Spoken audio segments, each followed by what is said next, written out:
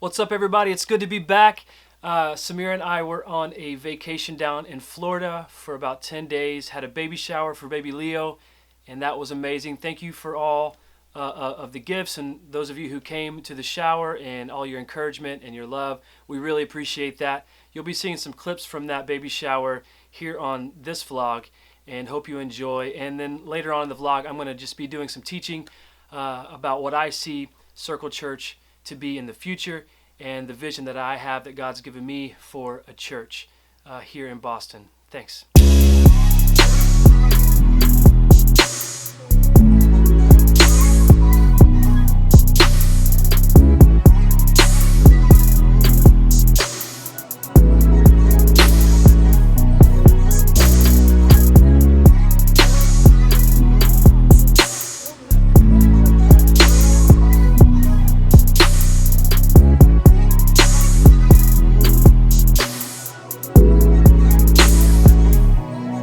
The best desserts of my life. Banana. I think we're about to open gifts, and so I'm going to get some video footage of this.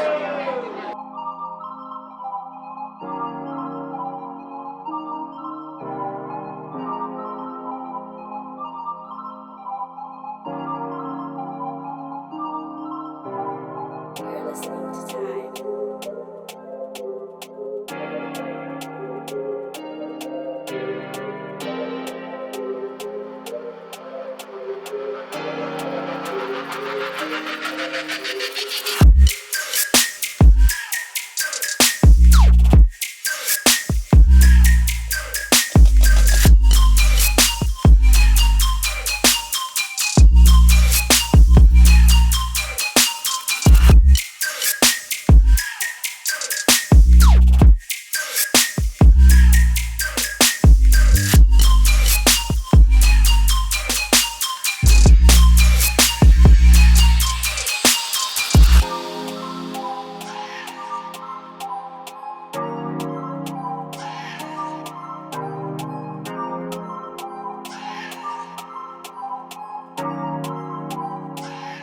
Today I just want to do a short little segment on what I see Circle Church should be, really what I see the church as a whole should be. And I'm going to be reading from Mark chapter 2, really quick. Mark chapter 2, verse 13 through 17. I'm reading out of the New Living Translation. It says this: Then Jesus went out to the lakeshore again and taught the crowds that were coming to him. As he walked along, he saw Levi, son of Alphaeus, sitting at his tax collector's booth. "Follow me and be my disciple," Jesus said to him. So Levi got up and followed him. He just left everything, got up from his tax collector's booth, and followed Jesus. It says this in verse 15. Later, Levi invited Jesus and his disciples to his home as dinner guests, along with many tax collectors and other disreputable sinners. Disreputable sinners. And then it says this in parentheses: there were many people of this kind among Jesus' followers, which I love that. We'll get to that in a little bit. But when the teachers of religious law, who were Pharisees, saw him eating with tax collectors and other sinners, they asked his disciples, "Why does he eat with such scum?"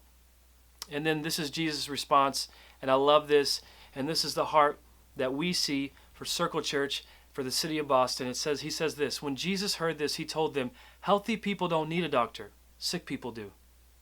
I have come to call not those who think they are righteous, but those who know they are sinners." Not those who think they are righteous, but those who know they are sinners. And so I just want to kind of take that little segment in verse 17 and talk about that for a little bit.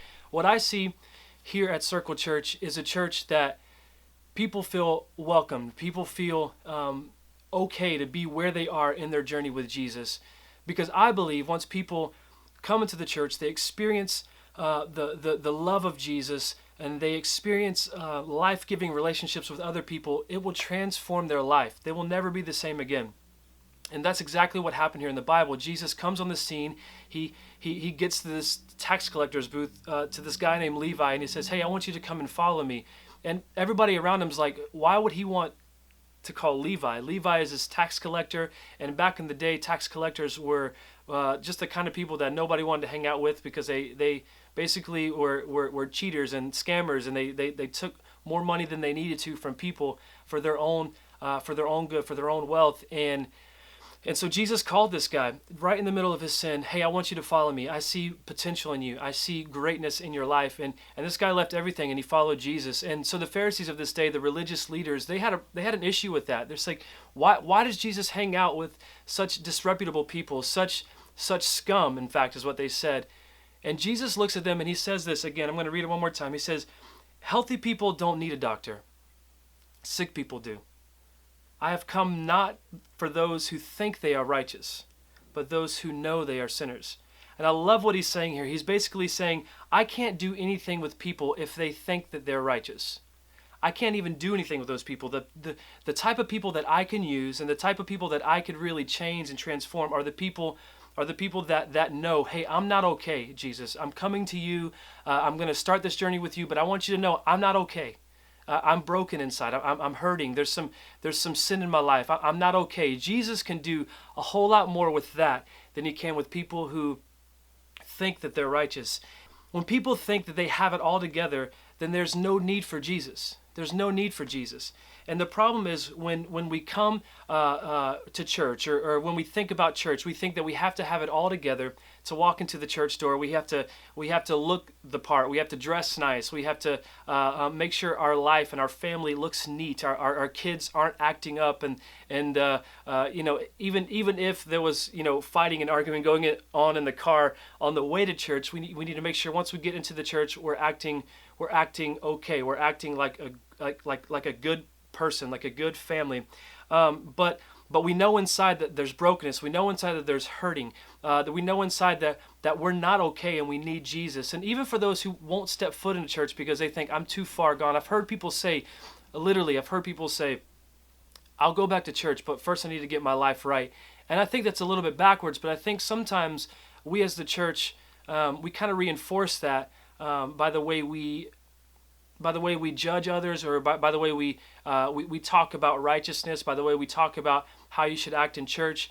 Because the truth is, you won't change unless you come to Jesus. You can't change and then come to Jesus. You won't change until you come to Jesus. And that's just the truth. It's the truth that I found in my life. There was no transformation that happened until I surrendered my life to Jesus and I walked with him. I followed him. Just like he said to Levi here, hey, follow me. And when Levi followed him, Jesus began to change his life, and his life was never the same again. And I love this because Jesus, he's not looking for perfect people. And I want to stop there and say, at Circle Church, we believe that there's no perfect people allowed. And I hear this phrase a lot from a lot of other churches, in America, and I love it because really there is no perfect people allowed. If we view church as a hospital for the sick, then it's really for sick people, for spiritually sick people. It's not for those who have it all together. This isn't a country club for people to come and just hang out and talk about their success all the time. This is a place where, yeah, we could talk about our success, but also we could be vulnerable and honest about where we are in our journey and allow God to change our life. So that's really what I see for Circle Church. Man, I want this church to be a place where people who, or wherever they are in their journey with Christ. Man, I've talked to people here that say, hey, I'll come to your church, but I don't know where I am with Jesus right now. And I'm like, that's okay. People say, I want to come to your church because I just really want to network. I don't really want to know Jesus. And that's okay to me. Come just as you are right now, because I know sometime in the future, if you're coming and you're experiencing the love of Christ, you're experiencing the presence of God, and you're getting in life-giving relationships with others, then I believe Jesus is going to transform your life. It's just going to happen. And so that's what I want our church to be. That's what I want Circle Church to be. I want it to be a church not for those who think they're righteous, or those who think they're healthy, those who think they're okay, or they have it all together, but for those who know, like, hey, I'm not okay. I need help. I don't even know if Jesus. I think I'm too far gone. But this church is for you. If you think you're too far gone, Circle Church is for you. And so I would encourage you, if you're a church leader, man, just think about that. Think about those who are coming into your church every single week and asking, will I be accepted here no matter where I'm at in my journey? And hopefully the answer is yes. For those of you who are watching this and maybe you don't live here in Boston, but you're somewhere else and you just happen to see this video, I want to encourage you, if you feel far from God, if you feel like God isn't like close to you, you're not in a relationship really following Him, I would encourage you to find a church, a life-giving church, a church that will welcome you in no matter where you are, and get plugged into that church. Because I still believe that the local church is the hope of the world.